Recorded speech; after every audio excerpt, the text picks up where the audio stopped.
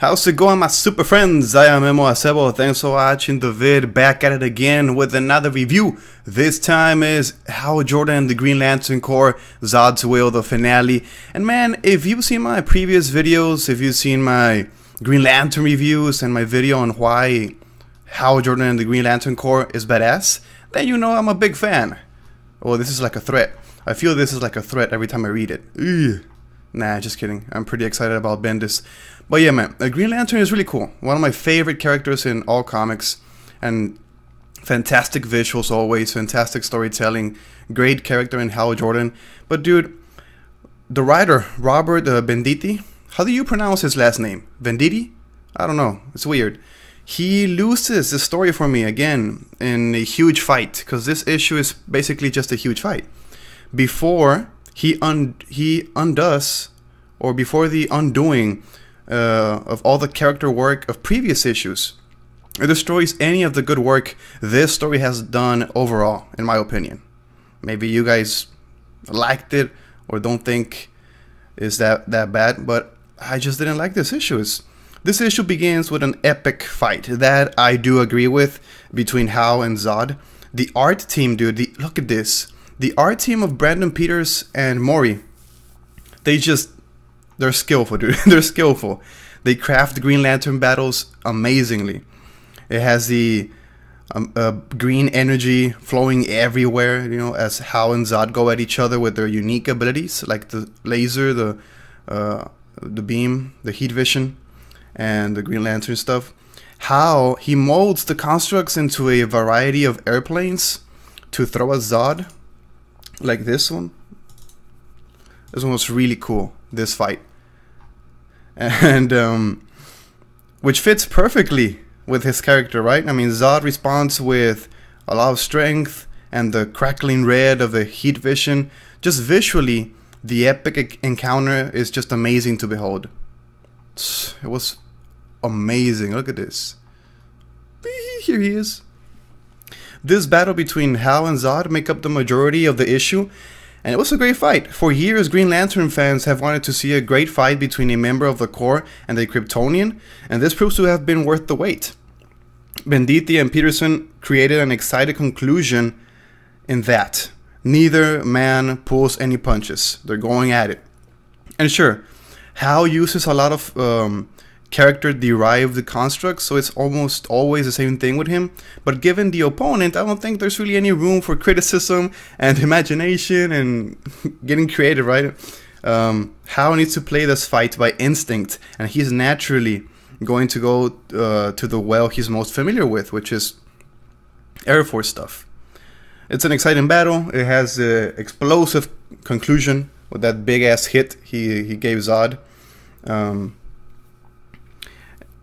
Which makes the Guardians' arrival even more unexpected, and I hated it. I hated this.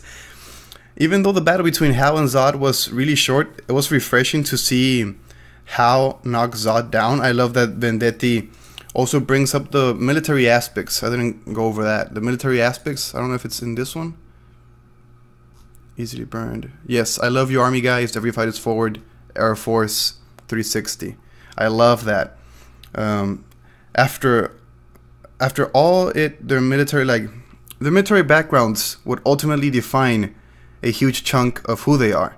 And the best battles between heroes and villains bring out their personality to the front along with a good solid construct to the face. It's not necessary when you're writing a scene like this, but it adds depth to an otherwise just thoughtless conflict between two powerful beings. But like I said, the writing is not as impressive as the art. I've said in previous reviews that Venditti struggles at balancing the story and the action. His previous issues have either been dragged out fights or just narrative advancements. And this issue is dragged out fights. The fight between Hal and Zod goes on and on for most of the issue. It's still epic though, but there have already been 2 previous issues that functioned like this. It lessens the impact of the fight and just feels repetitive, you know? Same stuff again and again and again. And worse, it abandons some of the more interesting character moments. There's no sense of the restraint Zod showed before, nor any mention of he and Hal sharing their pain over losing their homes. I mean, these scenes made the relationship between the two seem much deeper. You know? Issue number 41 is only about displays of brutal power, which just seems like a complete waste after what we got before. Better stories. And yeah, like I said, Hal does end up victorious, but just as he arrests Zod, the Guardians arrive. Boo, with Jon Stewart. Now, this is confusing, to say the least, since Stewart and the Guardians were at odds in the previous issue. They were fighting. The Guardians demand Hal release Zod, and they don't explain why though. I mean, Zod says that the Lanterns failed to protect Krypton and are now attacking him in his new home. He does allow them to leave, saying that he rejects their protection. The Lanterns just leave, but informs Zod they will protect the universe from him if they have to. Kyle got his ring back. There are so many problems with this scene. The Guardians are just becoming annoying as their past iterations. These new Guardians seem too obsessed with debate. Previously were obsessed with debate to take any action. Now it seems they don't want to force anything. And Jon Stewart changed his mind off camera. Like, we're left wondering why he suddenly sides with the Guardians. Jon says later that since the Guardians are not manipulative anymore, they deserve a chance. And it would have been nice to see some scenes, man, showing him make that decision. It seems the pages they could have used had to be sacrificed for more fighting with Hal and Zod. Yeah. Now, Brandon Peterson's art is not perfect, but it does deliver the bombastic feeling needed when you have an overcharged Green Lantern battle against the Kryptonian Lord or whatever. In Peterson's work during the fight scenes, let me go over there, it's just dynamic, exciting. Look at the blur, the camera blur. Shit. I mean, dynamic, exciting, dude. However, some of the character work, particularly, let me go with Guy Gardner. What the that's not Guy Gardner. And some of Hal Jordan's faces are so off, like that. And that Guy Gardner again. Hal just doesn't look like Hal, you know? I'm not used to this guy, Peterson's Hal Jordan. So weird. This is just not for me. This issue, Hal Jordan and the Green Lantern, Corps number 41, kills any good work the previous issues of Zod's Will created. Venditti's stories get overwhelmed by drawn out fights. His character work is good, but it just feels inconsistent when the battles begin. Again, the art team is a highlight. They continue to use the color and the imagination of Green Lantern Ring to their advantage. Zod's stuff was powerful. However, Venditti should take a look at the other title, Green Lanterns, to see how he can mix character and action together. Because that one is doing really good, I think. Yep.